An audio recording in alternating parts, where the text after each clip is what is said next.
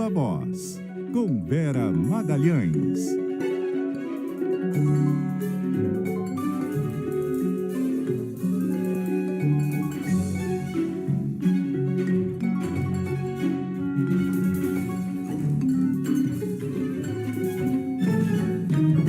Vera Magalhães, muito boa noite, tudo bem? Oi, Débora, boa noite, tudo bem? Boa noite para os ouvintes, boa noite também para quem nos assiste. Sexta-feira, dia de resumo da semana, apesar do fim de semana prolongado do feriado, meu Deus, bombou de assunto. Vamos começar pelas revelações do escândalo do Banco Master. A última atualização foi a manutenção da prisão de Daniel Vorcaro e a expectativa é que aconteçam novos desdobramentos. Essa história deve respingar na classe política e em governos?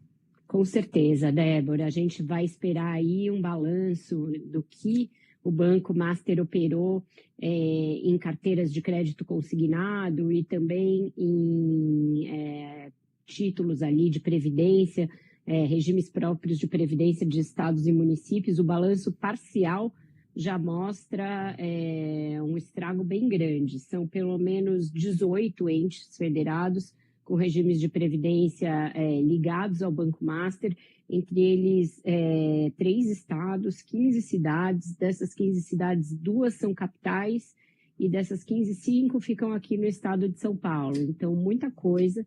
E não se sabe como que os segurados aí, os que são ligados a esses regimes de previdência, vão ser ressarcidos e qual a ligação de gestores desses fundos e também de políticos, né, de governantes das cidades e dos estados com o esquema, se eles tiveram algum tipo de favorecimento por parte do Master para aprovar esses negócios que agora a gente vê não tinham nenhum lastro, não tinham nenhum amparo ali na solidez, na liquidez do banco. Da mesma maneira, em créditos consignados também são vários. O governo da Bahia é um deles, o governo de Mato Grosso também tinha carteira de crédito consignado dos seus servidores. Então, todos esses reflexos vão aparecer nas próximas semanas, bem como essa rede de apoios que ele tinha no Congresso e em outros braços aí da política. Então, sim, esses desdobramentos devem acontecer e devem pegar gente de vários partidos. A Câmara aprovou essa semana o PL antifacção, sexta versão que foi aprovada, né, que foi votada. Foi a sexta versão do projeto relatado pelo deputado Guilherme Derrite. E o governo agora vai tentar recompor esse texto no Senado. Quais são as chances? Mudou muita coisa, né, Débora? Até o título, o nome do projeto mudou a maneira de destinar recursos para Polícia Federal, ele pulverizou em vários fundos esses recursos. Ele ainda, no entendimento dos especialistas, o projeto ainda tira atribuições da Polícia Federal, ainda enfraquece a sua atuação. Então, o governo, sim, vai tentar recompor pelo menos uma parte do projeto no Senado, mas isso vai depender muito do seu poder de articulação. O senador Alessandro Vieira é da área, ele é da segurança pública, ele é delegado de origem, é alguém que tem uma fama e tem ali, entre jornalistas que cobrem, entre seus pares, a percepção de alguém sério, dedicado, estudioso. Portanto, pode sim fazer um texto mais próximo daquele do governo. Não acredito que ele vá restaurar o texto original do governo, porque ele também não é um senador governista. Então, acho que vai ficar em algum lugar no meio do caminho. Mas essa articulação foi colhida ali no meio pela indicação do Jorge Messias para o STF. Então, a gente tem que ver de que maneira isso vai impactar também a tramitação desse PL antifacção. Pois é, até porque o presidente do Senado, Davi Alcolumbre, que preferia Meu Deus. Rodrigo Pacheco, exatamente. Sexta-feira, gente, me perdoem. É isso aí. Ele ficou bastante contrariado, né? Além desses reflexos na votação do PL antifacção, essa indicação de Messias tem chance, pode ser barrada pelo Senado? Poder pode, e eu acho que é a vez em que se chegou mais perto desse risco, Débora. O ministro Flávio Dino já teve uma votação muito apertada. Ele foi aprovado só com 48 votos no plenário do Senado, e é votação secreta. E depois o Procurador-Geral da República, Paulo Gonet, na sua recondução, teve só 45 votos. Então, isso vem encolhendo. E nenhum dos dois tinha um adversário, por assim dizer. Não é prerrogativa do Senado indicar ninguém para esse cargo, mas o Rodrigo Pacheco estava com o nome colocado como uma opção para essa vaga. Então, essa contrariedade pode sim levar a surpresas na votação. O Estadão fez uma enquete com os integrantes da CCJ, que é a etapa anterior à votação em plenário.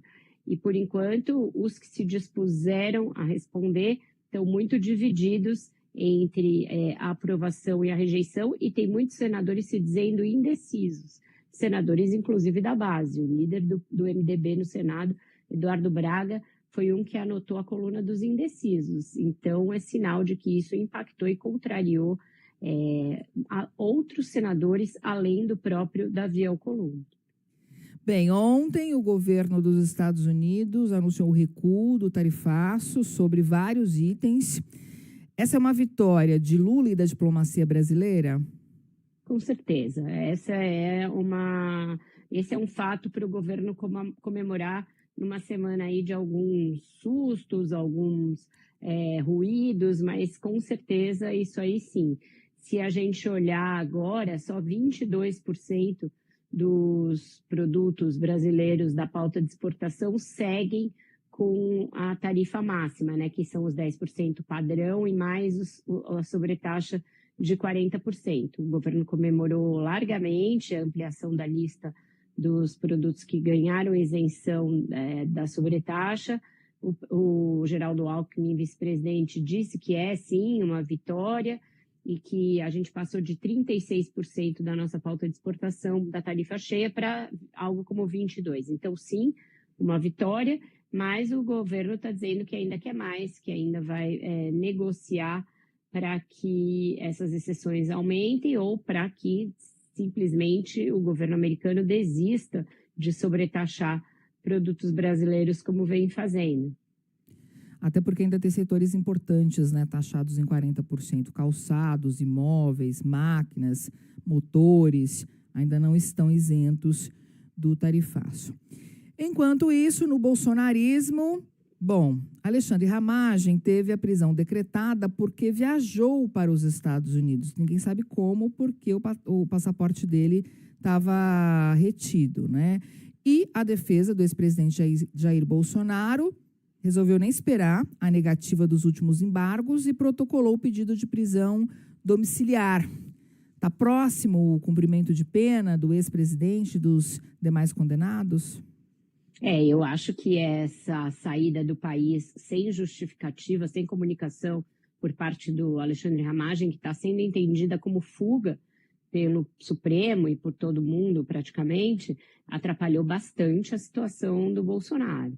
Se havia ali uma predisposição da parte de alguns ministros com essa ideia de manutenção de uma prisão domiciliar, até por razões humanitárias, até ali em consonância do que foi feito com o ex-presidente Fernando Collor, eu acho que essa predisposição reduziu um pouco depois da saída do Ramagem do país. O Supremo está se sentindo bypassado, acha que levou uma bola nas costas, e aí o Alexandre de Moraes se antecipou e fez esse pedido de prisão, e acatou, né, um pedido de prisão para o ex-diretor-geral da ABIN, e a defesa do Bolsonaro, com a qual eu tinha falado ainda na véspera, e que não estava achando que a decisão do Alexandre sobre o Bolsonaro era para esses dias, agora se antecipou aos próprios embargos infringentes e já apresentou o pedido de prisão humanitária. Está dizendo que vai apresentar os outros embargos,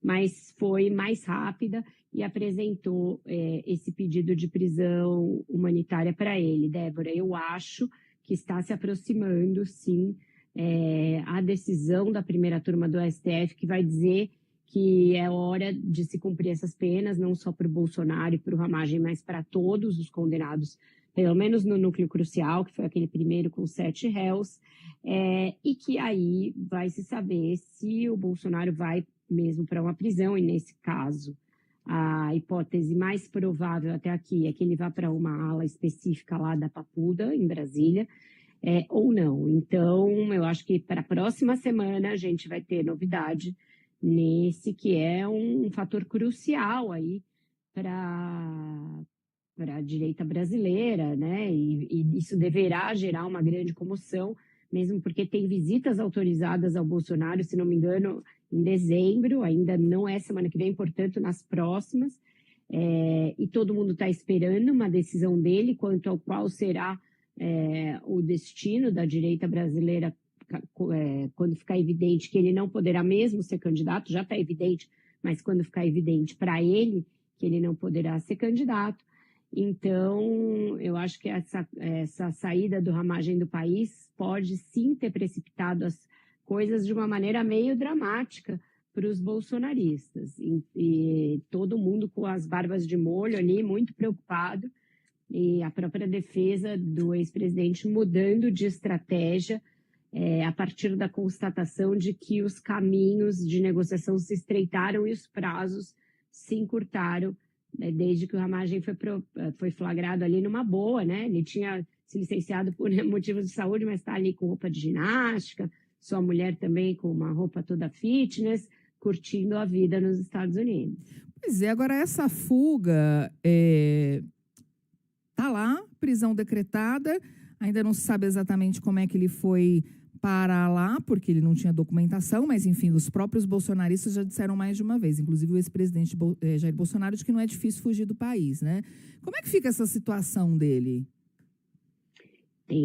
Vai ficar aqui como os outros que já têm prisão decretada e que seguem nos Estados Unidos, Débora, porque o regime de extradição com os Estados Unidos é muito complicado. Então, o Alan dos Santos, o próprio Paulo Figueiredo, acho que tem outros aí que já têm medidas contra ele determinadas, e seguem a vida livremente lá, postando em redes sociais, se locomovendo para lá e para cá, numa boa, ofendendo os ministros do Supremo, continuam fazendo isso com postagens, inclusive trabalhando contra o país junto ao governo dos Estados Unidos. Eu acho que ele vai ficar nessa mesma situação, caso não haja algum meio mais coercitivo de trazê-lo de volta, uma vez que, no caso dele, é uma condenação pelo Supremo Tribunal Federal, né?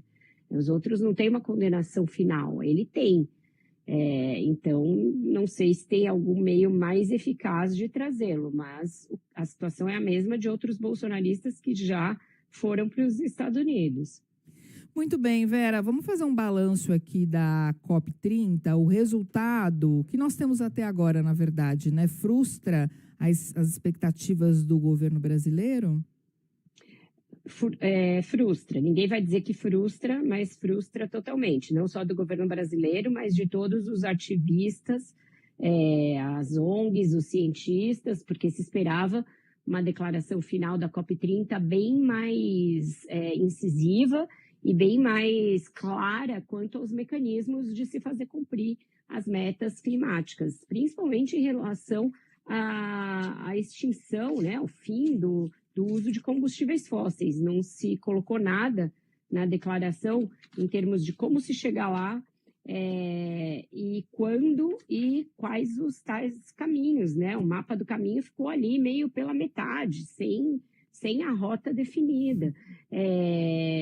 Ficou muito aquém do ideal, e a verdade tem de ser dita, não dá para ficar dourando a pílula.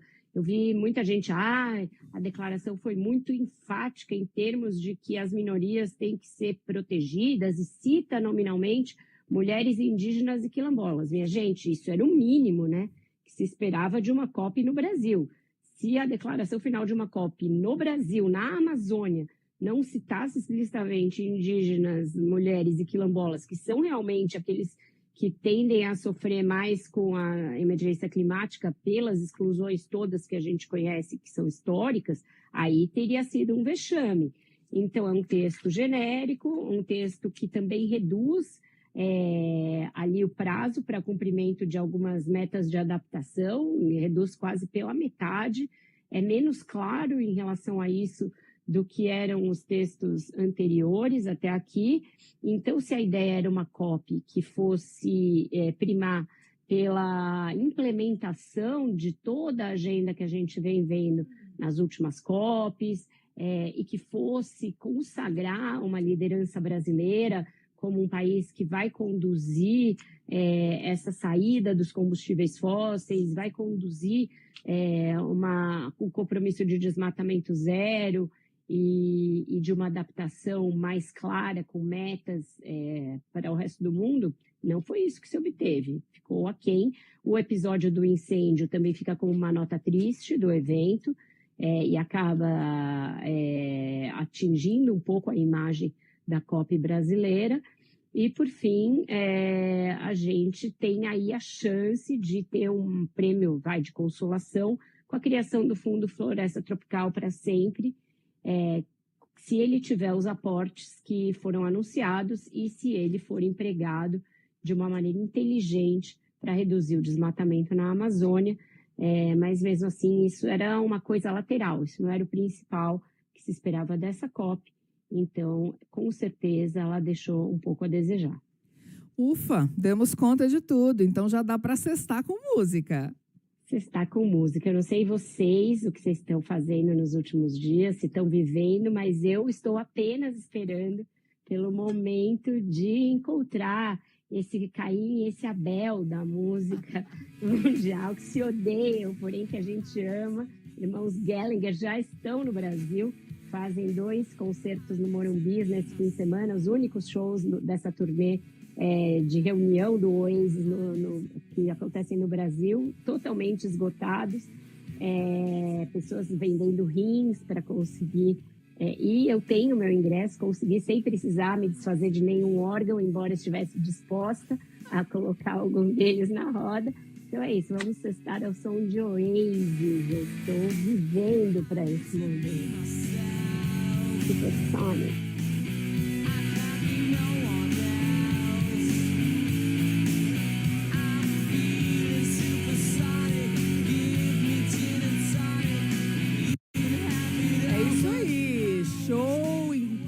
Histórico, reencontro histórico, a gente não sabe o que vai acontecer amanhã. Quer dizer, no dia seguinte, depois, segunda-feira. Ah, peraí, já tô perdida. Segunda-feira, se eu vier, eu prometo contar tudo para vocês. Se eu não vier, alguma coisa aconteceu. É porque a gente não sabe o que vai acontecer com você nem com eles, né? É isso. Boa, Vera, bom show, bom fim de semana e até segunda. Beijo. Até, beijos, tchau.